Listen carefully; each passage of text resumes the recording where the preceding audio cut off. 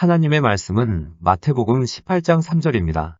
가라사대 진실로 너희에게 이르노니 너희가 돌이켜 어린아이들과 같이 되지 아니하면 결단코 천국에 들어가지 못하리라. 이 시간에는 어린아이에게 배우라는 제목으로 말씀을 묵상하겠습니다.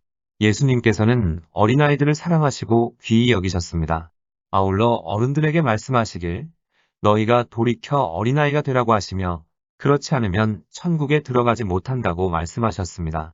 그러면 예수님께서는 무엇 때문에 어린아이를 사랑하시고 귀중히 보시고 어른들에게 어린아이가 되라고 말씀하셨는지 그 이유를 몇 가지 살펴보겠습니다.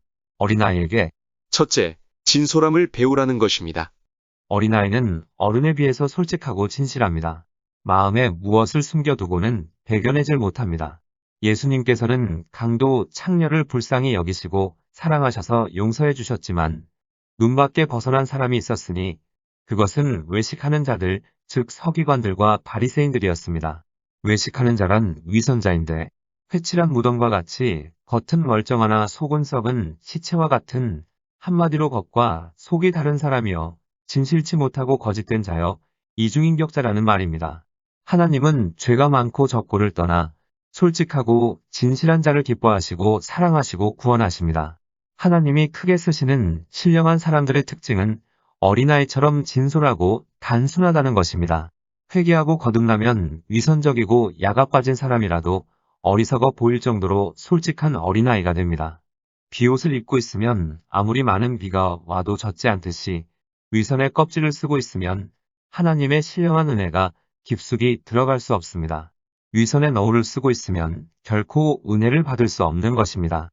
그래서 사도 바울은 고린도전서 14장 20절에서 지혜에는 아이가 되지 말고 악에는 어린아이가 되라고 말씀하신 것입니다. 산상수훈에 보면 마음이 청결한 자는 하나님을 볼 것이요 라는 말씀이 있습니다. 마음이 청결하다라는 말의 뜻은 본래 이중인격자가 아니라 진솔한 마음이란 뜻입니다. 즉 진실하고 단순한 사람이라야 하나님도 보고 신령한 빛을 볼 수가 있는 것입니다. 우리는 어린아이같이 거짓을 버리고 솔직하고 진실해져야 합니다.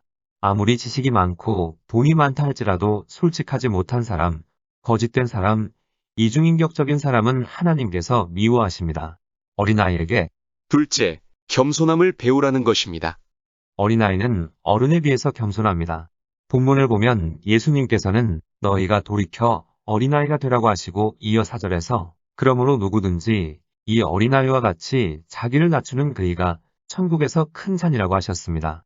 하나님 편에서 크고 위대한 사람은 겸손하며 자기를 낮추는 사람입니다. 그런데 제자들의 마음속에는 서로 높아지려는 이기적인 욕망과 교만함이 가득 차 있었습니다. 그런 제자들에게 십자가에 달리시기 전날 예수님께서 허리에 수건을 동여 매시고 손수 제자들의 발을 씻어주시면서 겸손과 봉사의 도를 가르쳐 주셨습니다. 겸손한 성도가 가장 훌륭한 성도이며 하나님 편에서 가장 큰 자이며 하나님 섬기기에 가장 적합한 사람입니다. 우리가 끊임없이 하나님께 쓰임받고 은혜받고 축복받는 비결은 자기를 낮추는 데에 있습니다. 하나님께서는 겸손한 자를 특별히 돌보시고 은혜를 주십니다. 베드로전서 5장 5절에 서로 겸손으로 허리를 동이라. 하나님이 교만한 자를 대적하시되 겸손한 자들에게는 은혜를 주시느니라. 자기에게 절하지 않는다고 모르드게를 장대에 매달아 죽이려 했던 하만은 자기가 세운 장대에 달려 죽고 말았습니다. 바벨론의 느부갓네살 왕은 지붕 위를 거닐며 도성을 바라보면서 말하길 이 모든 것이 나의 능력 나의 지혜로 건설되었구나 라고 교만한 말을 하는 순간 미쳐버렸습니다. 그 결과 들짐승처럼 생활했습니다. 헤롯은 교만해져서 하나님과 같이 영광을 받으려 하다가 충이 들어 죽고 말았습니다. 목사의 아들로 태어났으나 하나님을 믿지 않고 도리어 하나님은 죽었다고 외치던 니체도 결국은 미쳐서 죽고 말았습니다. 교만한 자는 누구든지 마귀의 올무에 걸리게 되고 맙니다. 하나님 앞에 겸손한 마음을 가진 자가 은혜를 받습니다. 골짜기에 이슬이 많이 내리듯이 겸손한 자에게 은혜가 많이 내리는 것입니다. 빌립보서 2장 5절에 너희 안에 이 마음을 품으라. 곧 그리스도 예수의 마음이니. 예수님의 마음은 겸손하셨습니다. 그러므로 우리도 자기를 낮추어 겸손한 마음을 품어야 합니다.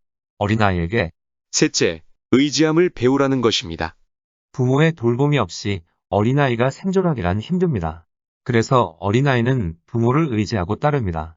이처럼 어린아이가 부모를 따르고 의지하듯이 하나님의 자녀들도 하나님을 의지하고 신뢰해야 한다는 것입니다.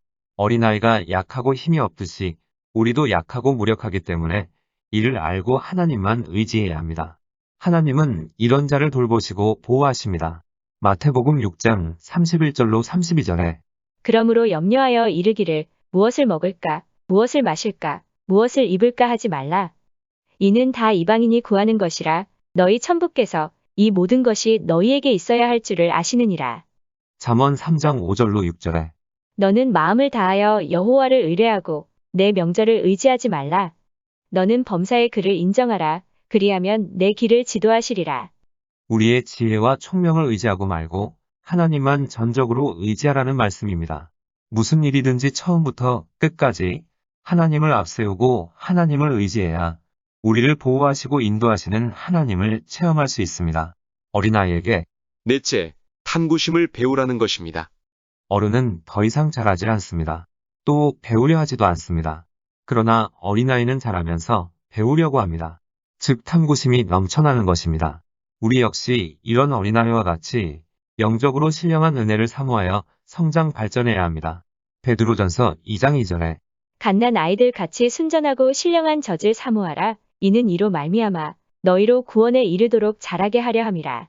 이 말씀처럼 우리는 성경 말씀을 사모하고 성령의 은혜를 사모해야 합니다. 이사야 40장 31절에 오직 여호와를 앙망하는 자는 새 힘을 얻으리니. 앙망한다는 뜻은 기다리다, 갈망하다, 희망하다, 기대하다입니다. 이렇게 은혜를 사모하고 탐구하는 자에게 하나님은 새 힘도 새 능력도 주시는 것입니다. 기도하시겠습니다. 하나님 신앙의 연륜이 깊어질수록 어린아이처럼 진솔하고 겸손하고 하나님만을 의지하고 배우기를 즐겨하는 가운데 믿음이 성장 발전하게 하옵소서. 세월이 흐를수록 자신의 지식, 지혜, 경험을 앞세우는 우를 범치 않게 하시고 자기의, 자기 지식, 교만, 우월감, 신분의식을 내려놓고 겸손히 주님과 동행하게 하옵소서. 예수님의 이름으로 기도드립니다. 아멘. 하나님께서는 내 형편이 어떠하든 내 신분이 무엇이든 무슨 죄를 지었든 변함없이 나를 사랑하십니다.